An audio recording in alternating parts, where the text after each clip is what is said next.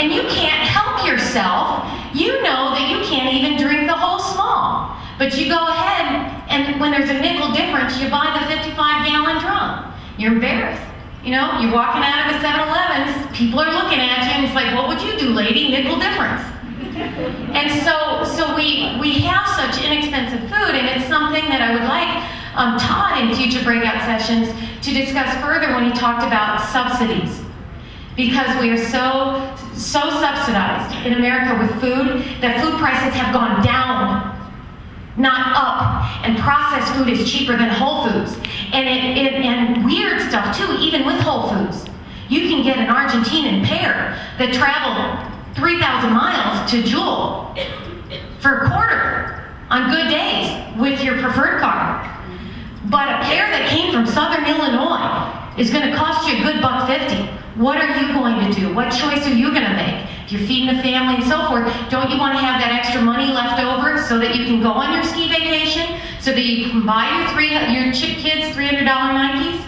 So the thing that Thomas brought up, to me, is very important because it goes on to what Don was talking about with stress as well. We have this stress to buy these things and consume and consume and consume. Maybe we need a little more of the Dutch Gezelligkeit, where we spend our evenings outdoors, walking together, talking together, just communing together, and preparing our food like Todd was talking about, and less of the idea that the only thing you can do with loved ones and friends is go sit at Olive Garden and eat a $5,000 dish, or 5,000 calorie dish of Alfredo pasta. Thank you.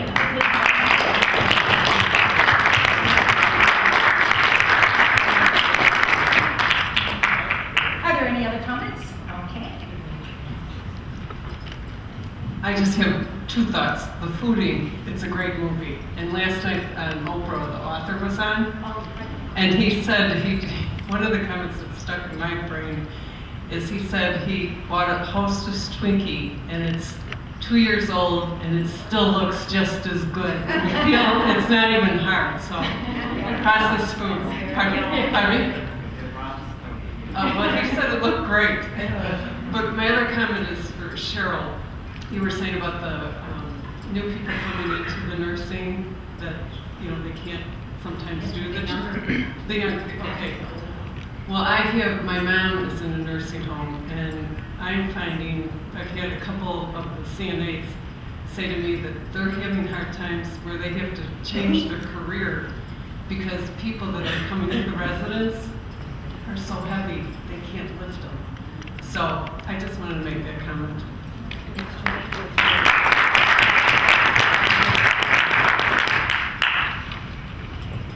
Tiffany?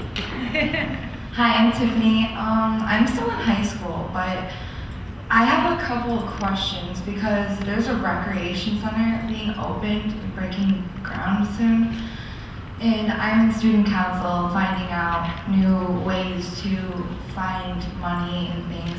Would you have any comments to any situations of food that would be less money but more nutrition for the kids going to this recreation center? Do they have a yard? A big one. No, it's with the community in Wakanda. They're already breaking ground and getting everything for it. The couple months I'm working on MCC, the one thing I've done a lot here is networking, especially with the local farmers. And if you find an apple orchard, a local farm who wants to team up with you, you kids come out, you help. I don't know. I think it would be possible for you to supply some of the food, the nutritious food, the vegetables, the fruits directly from a farm, at least for the main of the year. And that might be actually really, really cheap. Are you looking for snacks that will attract the children, Basically, the kids, the that- adolescents to eat? Because our slogan is to reach out for the kids, because in my school, there's so much. Like, there's been, I think, 3 suicides in not even 4 years because of things like that. And we're trying to find ways to make things out so kids will actually try to like lose weight and stay healthy in this recreation center. I would have to say this probably would go with what that gentleman was talking about and a little bit about what Marla was talking about with the dopamine pathways and things. That includes when you're depressed, you are looking for things for pleasure. And so pasta and rice and bread and noodles, ramen noodles, aren't they great? You know, all those kind of things, popcorn with butter and things like that. It's not even butter, I don't know what it is. But that helps to give pleasure because you find comfort in food sometimes, right? Ben and Jerry's, right?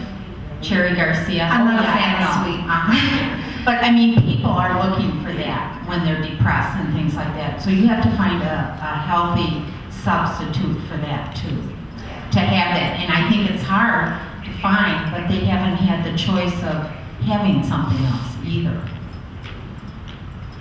There's an assignment that I have my students do in my class where they have to either compliment or complain about a company and write to them and ask them for something. And about 80% of the companies give them free stuff. And mainly it's because they ask. So I would tell you, I mean, and I can't guarantee you that you're going to get positive responses, but I would use the Northwest Herald. I would write a letter to the editor. I can't imagine with some of the crap they put in as letters to the editors that a really wonderful student like you that wants to do something so positive that wouldn't want to open it up to, like, as the chef was saying, like, who can help us? You know, use a form that's free and ask that question, and I would almost be shocked if you didn't get somebody, because then they could get free promotions. There's always a positive, right? So Yeah. they help you, they give you some free stuff, they get in the newspaper. Yeah, like So- we already have plenty of like mayors and from different companies, from different recreation centers, like all time. I'm Arlington Heights and YMCA has been a part of it, but we get companies like McDonald's like asking us to be like, oh, we can give you free French fries for to be a part of your little recreation center. And I am like one of the people that like respond to these letters, and I'm like, no, thank you. I think we can do better than that. I send the chef out to cook with you guys if you want. I'm serious. We have a hospitality club. I'm sure I find students that want to come out and cook with your kids. Yeah? Any age? We can do that. You already networked and found the Yeah, we already have surveys all over and fundraisers and everything. If it's in Wakanda, you also have a good resource with Lake County Health Department. Yeah. And they have, I'm sorry, but they have great services for their public health people. And that public health nurses or the people that work in health promotion and prevention, you contact them. They have social workers and other kind of people. They probably would even have some grant money possibly to help with you. Yeah, we already have our budgets and everything. Absolutely, but they're a good resource. Okay. Congratulations on doing that. Good for you. Okay, before we disperse, we want to remind you, February 18th is our next gathering. Chef Thomas, cooking demonstration, locally grown food, forensic teams, readers theater, and some specific breakout sessions, and it's breakout sessions on specific topics. We've jotted down your ideas. Again, we ask you, if you've written down some comments on the program, please hand them to helpful committee members. As you're walking out. And we thank you for your interest